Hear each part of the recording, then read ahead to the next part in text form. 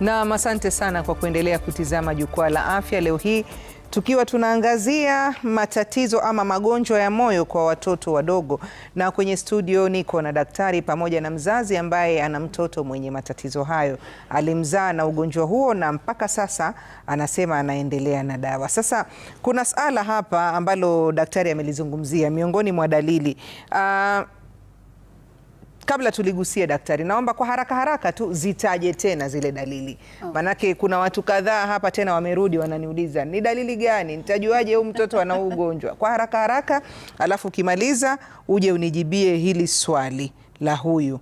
Manake ananiambia habari daktari, mtoto wangu huwa anatoa jasho sana akinyonya, but kupumua ako sawa na pia kunyonya kwake kuko sawa, lakini kilo zake ziko chini kwa sababu hali vizuri. Je, yuko sawa?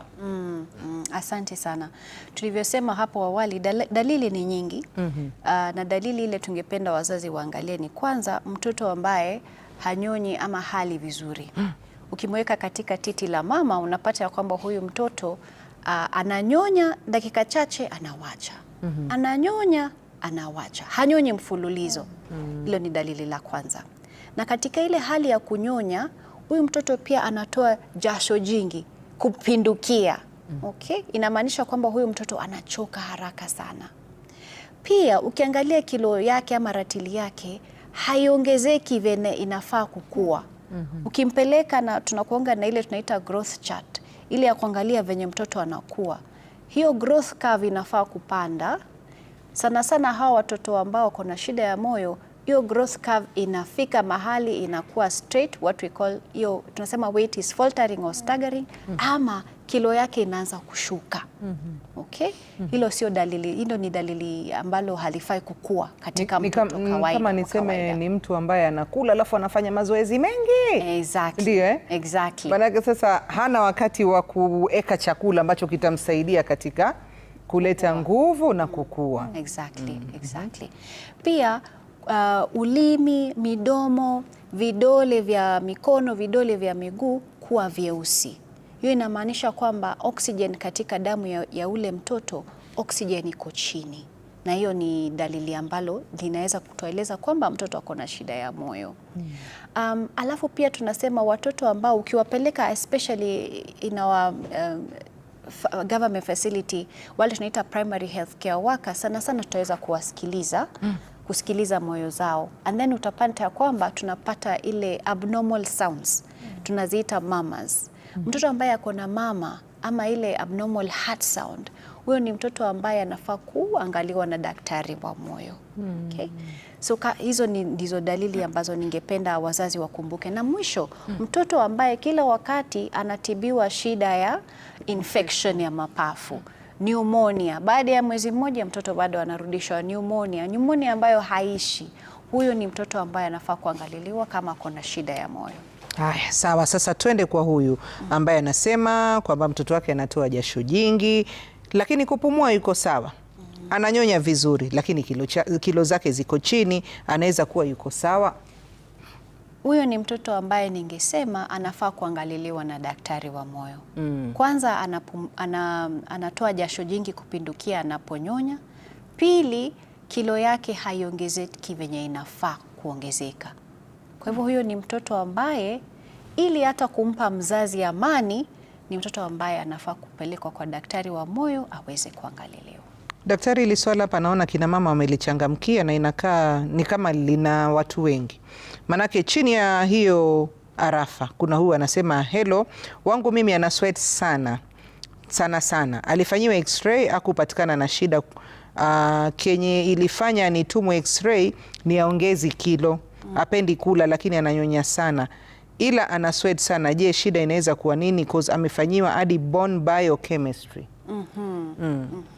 Kwa hizo kama mtoto amepigwa x-ray, amefanyiwa hivyo investigation zote za damu na bado haongezi kilo, one of the things tunafaa kuangalia ni moyo. Of course there are other organs ambazo zikikua zitafanya mtoto asiongeze kilo. But one of the things huyo mtoto kama huyo anafaa kupata ni kuangaliliwa na daktari wa moyo to make sure that kwamba hana shida ya moyo. Okay. Sawa. Haya matatizo kama alivyotuambia Elini, yeye kwake mtoto alizaliwa ndo akaja akagundua baadaye. Je, mama anaweza kujua kwamba amebeba mtoto mwenye tatizo la moyo akiwa na ujauzito? Asante sana. Ndio, mama anaweza kujua. Na siku hizi tuko na teknolojia ambayo tunaweza kumwangalia mtoto bado akiwa ndani ya ile nyumba ya mama. Okay? Kwa kawaida mama anapokuwa katika ile hali ya ujauzito ataenda apigwe ultrasound, tunaita ultrasound ya kuangalia maumbile ya mtoto, but we have a special ultrasound called fetal echo ama fetal echocardiography. Ile inaangalia haswa moyo wa mtoto ambaye bado yuko ndani ya nyumba ya mama. Na hiyo fetal echo tunasema inafaa kufanywa mapema kidogo. Tunasema the best time kuifanya ni between 18 and 24 weeks. Okay, around ujauzito ikiwa about 5 to 6 months. Tunaweza kuangalia moyo ya huyo mtoto ambaye bado ako ndani ya nyumba ya mama, na tunaweza kuona some of this, sio zote 100%, but tunaweza kuona some of hizi shida za moyo kabla mtoto azaliwe. Na pengine mama anaweza kuwa na dalili zozote? Dalili ni kama zile tulisema. Mama yeye mwenyewe ambaye amebeba mtoto mwenye tatizo la moyo anaweza kuwa na dalili ama atakuwa kwa kawaida tu atakuwa sawa. Kwa kawaida atakuwa sawa. Sawa. Haya, Elin, turudi kwako sasa. Alikuwa tunataka tuelewe vizuri kuhusiana na safari ya kijana wetu. So tulikuwa tumefikisha hapo alipojulikana na hiyo shida. Hata kwanza kabisa daktari alipofanya ile echo, anafanya kisha anaangalia tena, anasema jamani, anarudia tena. Aliporudia sasa, akatukalisha chini, akatuelezea kila kitu, akatuambia mwanzo kabisa, akatuuliza kama tuna kazi. Akasema huu mtoto anahitaji pesa. Yani you have to have money for his treatment and moving forward, because alipojulikana na kwambia alikuwa 8 months, yet hawezi akatengenezwa huku Kenya mpaka tusafiri nje, manake hawana hizo taalamu za kumwangalia anapotoka kwenye surgery. And maybe by that time pia naona kama cause ilikuwa 2013. So by that time bado hakukuwa na a lot of technology, ilikuwa imeingia sana. So akatuambia tujitayarishe urgently, he needs to leave for treatment before his 1 year because he had already missed the first stage of the surgery. So anahitaji hiyo ingine afanyiwe kabla afike miaka 1. Daktari, ina maana kwamba watoto kama hawa humu nchini hawezi kupata matibabu haya? Wanaweza kupata matibabu. Mbona yeye akaambiwa ende nje? Nathaniel alikuwa na shida ya tunaita complex congenital heart defect. Yake ilikuwa very complicated. Hiyo nyinyi hamwezi kuitatua? Kuna zingine tunatatua hapa, zingine tunatatua na ngambo. Pia by the time I believe alikuwa anaenda kufanyia upasuaji, pressure in the lung ilikuwa imepanda. So nilikwambia kuna wakati ambapo itafika ile complication, ikifika ipite kiwango fulani, basi matibabu yanakuwa more complicated. Sawa. Sasa mulifanikiwa kwenda kabla mtoto afike mwaka? Tulifanikiwa kwa neema zake Mwenyezi Mungu na marafiki na familia, because ile pesa tulikuwa tunauliza, jamani, hata hatujaona hivi, hata shamba hatuna. Almost 2 million. Ukiweka paka na fare na nini, hata bado hujaweka fare. Ukiweka fare sasa inakuja inakuwa more. So tukaita familia, marafiki, kazini, watu wakatuchangia, kisha tukaenda akapata his first surgery, na ilikuwa tatizo sana kwake kupona. Nafikiri kwa sababu vile daktari anasema kujulikana kuchelewa. Alikaa ICU kwa muda mrefu sana, kisha daktari pale wakaamua wataifanya hii treatment, hii surgery wataifanya vingine kidogo different from what they normally do for that surgery. So tulipomaliza hapo tukakaa karibu miezi 2, kisha tukarudi. Sasa tukirudi sasa safari ndio hiyo sasa safari kabisa, because the healing process is hard, is expensive, bado yahitaji pesa, yahitaji uwe karibu. Unaona, so kama ufanyi kazi mahali wanaweza kukupa hiyo nafasi, huwa inakuwa shida. Ilifika mahali I think alipokuwa 5 years, 5, 7, I stopped working. Just to be able now to kumwangalia. Okay. Na pengine wakati muliporudi sasa, manake hiyo ni operation ya kwanza ama matibabu ya kwanza aliyofanyiwa. Umesema amefanyiwa jumla ya operation ngapi? 9 hadi kufikia sasa. Hizo nyingine pia mmefanywa nje ya nchi ama hapa nchini? Kila wakati inabidi mnasafiri, mnakwenda mnafanyiwa. Na kijana mwenyewe pengine maisha yake yako vipi? Ukimwangalia ako sawa, ila tuseme tu yadi huwa anakaa mdogo. Hata marafiki zake anaitwa Net, marafiki zake wanamta Lil Net. Yani manake ukimweka na his age mate huwa anakaa kwa mdogo kidogo. But anaweza kufanya kuna vitu ambazo hawezi akafanya kama kucheza sana, kucheza mpira ule kijana, kucheza mpira, swimming, you know, kitu yote ambayo inahitaji nguvu huwa anafanya kwa utaratibu ili asije akajipatia pressure mingi. Na tena if he does, akicheza sana atakuwa amechoka. Hivi hata utamwona akija pale nyumbani, yani anakaa tu ana wasiwasi, amechoka, yani mama nasikia hivi, yani complain. Tena jambo jingine pia, mnaweza enda kulala ako salama, kisha mkiamka hayuko sawa. Hivi tu. Yani uelewi, yani katikati ya kuamka, kulala na kuamka, what happened, unaona? So it's ni changamoto by the way, apart from hivyo, hata hivyo kisaikolojia, emotionally, financially it's very straining. It's mtu asije akasema it's very straining financially. Na for him utapata kwamba insurance saa ingine hazitaki kuchukua hiyo jukumu, manake because he'll still need something else at some point, you know, of his life. Yeah. Sasa daktari, kuna mahali nilisoma, sijui kama ni kweli ama ni dhana, inasema kwamba hata mtoto akiwa amezaliwa yuko sawa, lakini akiwa kila wakati anapata maambukizi ya mafua, sijui na sehemu gani, yuko katika hatari ya kupata magonjwa ya moyo. Ni kweli? Ni kweli. Tuko na magonjwa ya moyo tofauti. Kuna yale ya kimaumbile ambayo mtoto anazaliwa nayo, na kuna ingine tunaita acquired.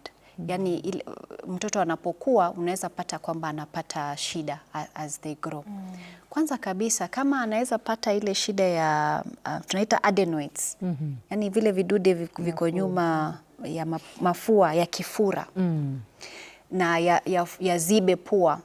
Hiyo inapunguza oxygen ambayo inafika kwa mwili. So what happens is that the right heart, vile vyumbo vya kulia vinafanya kazi extra ili kusupport the body, ndio viweze kupata damu, iweze kupata oxygen zaidi. So watoto kama hao wanapata what we call pulmonary hypertension ama pressure in the lung, because hiyo adenoids haijatibiwa na wamekaa nayo for a long time. Pia tuko na magonjwa mengine ya virusi. Kuna virusi specific who infect watoto ambayo pia inaweza kuaffect the muscle of the heart.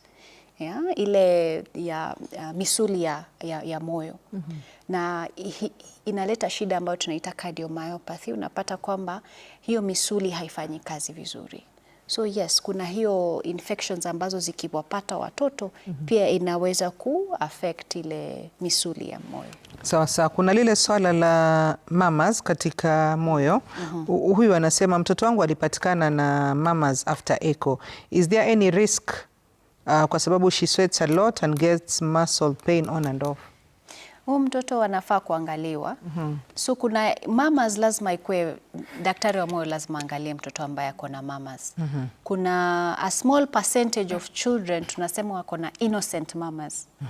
But tutaziita innocent kama tumeangalia huo moyo na tukahakikisha kwamba hakuna shida. But a greater majority of children ambao wako na mamas, huwa hiyo ni dalili ya shida ya moyo. Okay. Sawa. So nadhani katika harakati ama hali ya watu kutaka kujitoa katika hatari ya ugonjwa wa moyo, huwa nauliza, je, anemia inaweza fanya mtoto kusweat sana? Cause wangu kuna time alikuwa na hiyo shida. Inaweza fanya mtoto kusweat sana, na anemia pia inaweza fanya, can bring about heart failure. Kwa sababu unajua kazi ya moyo ni kupeleka damu kwa misuli na kwa viungo vya mwili. Kama ile oxygen inabebwa na hemoglobin. Kama hemoglobin iko chini, moyo utawak overtime, utafanya kazi zaidi kuhakikisha kwamba kile kiwango cha oxygen lazima kifikie viungo vyote na misuli yote ya mwili. Na katika ile hali ya moyo kufanya kazi kwa nguvu zaidi, unapata saa zingine inafanya kazi sana mpaka inaanza kufeli. So yes, anemia can make a baby sweat, na akiwa na anemia for a long time, hiyo anaweza pata ile what we call heart failure in babies. Haya, sawa sawa. Huyu ana hili swali lakini sijui kama litakuwa linaambatana na ugonjwa wa moyo, lakini nadhani tumjibu tu ili tuweze kumtoa shaka. Anasema, daktari, mtoto wangu ana miaka 6 na miezi 2 sasa. Tatizo ni kwamba kila wakati akiwa ametulia tu yeye hupumua kama mwenye analala kiasi ya kuanza kung'orota. Ilhali sio kulala amelala. Je, hiyo ni tatizo la kutilia shaka? Akiwa ameketi anapumua kama amelala. Okay. Ni vizuri huyo mtoto umpeleke hospitali ili tuweze kumwangalia zaidi.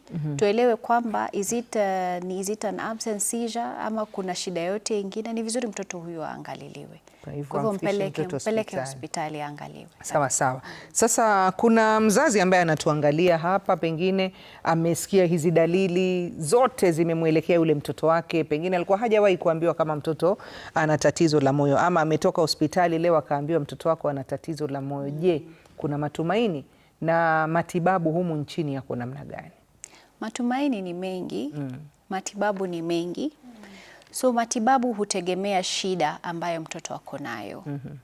Na pia inategemea ni wakati mgani ambapo tumegundua hii shida. Okay? So matibabu kuna aina mbili.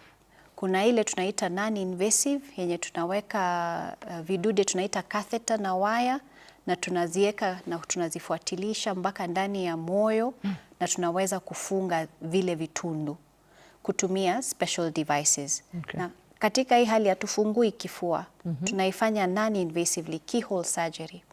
So hiyo ni njia moja ya matibabu. Njia ingine ni ile kama tundu ni kubwa sana ama kama tundu ni complicated zaidi, mtoto anaweza kufanyiwa upasuaji wa moyo. Na katika nchi yetu ya Kenya, tuna madaktari ambao wanapasua moyo, na pia tuna madaktari cardiologists kama sisi ambao tunafanya ile interventional non-invasive procedures. Kwa hivyo matibabu yapo na matumaini ni mengi. Mtu asikufe roho. Gharama yake lakini inategemea pahali mtu anataka kwenda. So katika hospitali za serikali, kama uko na ile insurance ya serikali, yani tunaita SHA, sana sana hiyo insurance inagharamia most of these procedures. Okay? Katika hospitali za serikali. Hospitali za serikali ambazo zinafanya matibabu haya sana sana ni Kenyatta National Hospital na Coast General Hospital. Ndio tunafanya most of this open heart surgery na catheter closure kwa watoto. Katika hospitali za kibinafsi basi utahitaji insurance zingine za kibinafsi ama hata kuongezea pesa zako mwenyewe. Gharama ya kutibu mtoto ambaye ako na shida ya moyo iko juu. Hapa na abroad, it is resource intensive procedures. Lakini ukiwa at least na ile basic SHA na pia ukuwe na insurance kama private insurance ya kibinafsi, na saa zingine pia unaweza ambiwa ongezee pesa kidogo, mtoto atapata kusaidika. Elin, wakati mzazi anapoendelea na matibabu ya mtoto, ni vitu gani anastahili kuzingatia ili kuhakikisha kwamba hii safari inakuwa rahisi? Isije ikawa umeanza matibabu tena mtoto amekwenda amerudi nyuma. Ni vitu gani ambavyo mtu anafaa kufanya? Wenyewe wanasema the do's and don'ts wakati mtu anakuwa kwenye matibabu. Naweza nikasema nutritional advice is very important. Na niko na bahati manake mamangu ni nutritionist. Kwa hivyo huwa anatu guide, anatuambia take this, take that, asipate infection, ana follow up kuhakikisha infection pia iko chini ili mtoto asije kila mara ako hospitalini, Kwa hivyo lazima uhakikishe mazingira pia iko sawa. Pengine mnapotoka nje anavaa mask. Kabla tufike huku, kizungumzia hii lishe, unasema wewe una bahati kwa sababu mamako ni mtaalamu wa lishe. Sasa ni kitu gani ambacho kimekusaidia zaidi katika lishe kuhakikisha kwamba mtoto amekuwa vizuri? Kuhakikisha kuwa anakula inavyofaa, because pale mwanzo tulipojulishwa kuna hii shida tuliambiwa kuwa haezi kula a lot of food, manake tumbo ikifura inamfinya huku mapafu. So it's small meals many times. So but those small meals mara kwa mara ziwe healthy meals. Unanielewa? Kama fruits, kama sai kuna madawa anazomeza ambao tuliambiwa ndia lazima punguze kukula mboga za greens. So we have to get another alternative for him to get those vitamins that Kwa nini pengine mboga za majani zina shida? I think it's because of the kwa sababu ile dawa mtoto anakunywa, huyo mtoto anakunywa dawa ambayo inafanya damu iwe nyembamba, anticoagulants. Kufanya damu ikuwe nyembamba because of the kind of surgery mtoto alikuwa nayo. Ile lishe ya greens, vegetables inakuwa na vitamin K, na vitamin K hufanya damu ikuwe nzito, iklot haraka, na sisi tunataka damu ikuwe nyembamba, nyepesi. So anatuguide, anatuambia sasa take this instead of this, ili asikuwe pia na malnutrition. Unanielewa? Na tena something also ya kuboost immune system ili asipate infection, manake infection kidogo tu hivi hawa watoto huwa na kitu kidogo inaweza wapeleka chini sana. Sasa tena ikuwe another you go back to zero, start again. Okay, sawa. Kabla tuendelee na hizo do's and don'ts nyingine, daktari, katika hili swala la lishe, manake wengi wanalalamika kwamba mtoto haongezi kilo, pengine ni mtoto baada ya miezi 6 ameacha kunyonyeshwa, anastahili kuzingatia kula nini? Tumesema mboga za majani zitolewe kwa sababu ya dawa. Si kwa watoto wote. Ni baadhi ambao wanatumia dawa fulani. Exactly. Okay. Sasa ni kitu gani ambacho munaweza kusema wanastahili wengi kuzingatia hivyo? So tunasema balanced diet. It has to be a balanced diet. Na so lazima ikuwe na protini, lazima ikuwe na carbohydrates, lazima ikuwe na vegetables. Huu ni mtoto wa tuseme miaka 2. Still balanced diet. And kwa watoto ambao wako na shida ya moyo, tunasema it has to be a high calorie diet. Okay? Kwa hivyo unaongeza ile the fat element of the food pia lazima tuangalie. Okay? So it has to be a balanced high calorie diet. Sana sana hawa watoto tunatembeanga pamoja na wataalamu wa lishe. So we'll have a nutritionist ambaye anatembea na family so that tuna ensure kwamba mtoto anapata ile chakula iko na nguvu ya kutosha. Sawa sawa. Sijaridhika vizuri manake watazamaji wangu wamezoea kuelezwa. Tukisema ni iwe na nini umweleze. Yani tuseme kama tuko na typical meal for a day. Tutarudi mtatuelezea vizuri. Sawa. My mother says avocado. Yani huwa anasema mmepata avocado, yani kwa siku angalau asikose sana, anasema ali avocado. Sasa tutarudi pia utupatie siri ya vyakula vingine. Tumeona avocado ni mojawapo na vingine ambavyo vitamsaidia yule ambaye pia hana uwezo wa kununua vyakula ambavyo ni vya gharama pengine. Haya yote mtazamaji ni baada ya muda usiokuwa mrefu. Endelea kuzungumza nami kupitia 2244. Wakati tukiendelea na mahojiano pia maswali yenu yatakuwa yanapata majibu kutoka kwa daktari wetu.